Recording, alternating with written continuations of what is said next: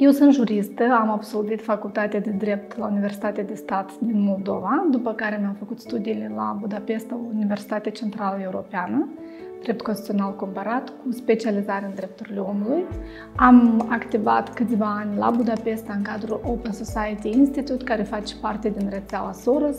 și am ținut foarte mult să mă întorc și să continui această activitate și sunt mândră că am putut să pun umărul alături de mulți alți colegi din Republica Moldova la reformarea sistemului de asistență juridică garantată de stat și aici. Am lucrat cu primul birou de avocați publici din Republica Moldova, mi-am obținut licența în 2011, după care am suspendat-o mai târziu. În 2010 am fondat împreună cu alți colegi Centrul de Resurse Juridice din Moldova, care este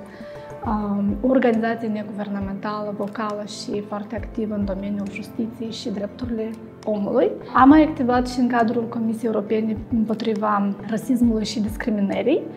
din cadrul Consiliului Europei, unde am avut ocazia să lucrez la nivel internațional în domeniul egalității, care este un domeniu foarte important pentru mine, și am lucrat foarte mult cu mai mulți colegi la adoptarea legii cu privire la asigurarea egalității în Republica Moldova. Din aprilie 2022 sunt membra Comisiei de Evaluare a candidaților pentru funcțiile de conducere în organele de autoguvernare ale judecătorilor și procurorilor, Comisia Prevetin,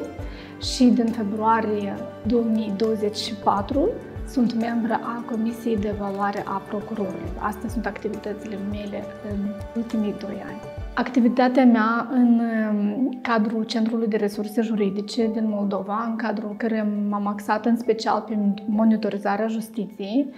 atât a judecătorilor cât și procurorilor, organele de autoguvernare. Sigur că asta mă va ajuta foarte mult în cadrul activității, în cadrul Comisiei de Evaluare a procurorilor, pentru că știu destul de bine situația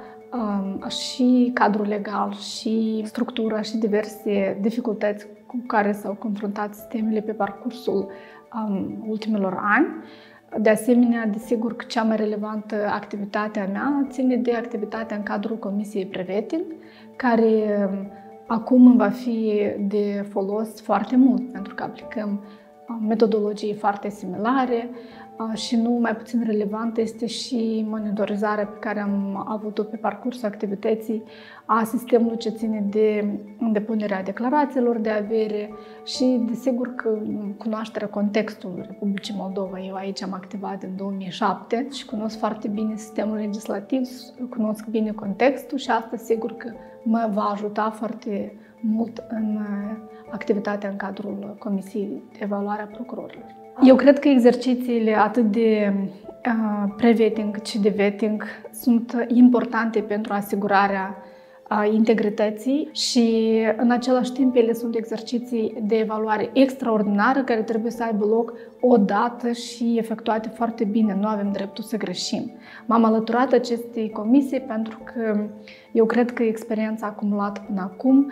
mă califică pentru a contribui la activitatea comisiei. În același timp, eu îmi doresc ca noi să avem o colaborare foarte bună cu Consiliul Superior al Procurorilor și colegiile care vor fi formate, astfel că acele aspecte din metodologie de evaluare care sunt relevante pentru evaluările periodice a procurorilor, pentru activitatea tuturor colegilor, dar și a CSP, să fie preluate și să fie implementate astfel ca acest exercițiu de vetting să aibă cumva și o urmare logică de asigurare continuă a integrității în cadrul sistemului din interior.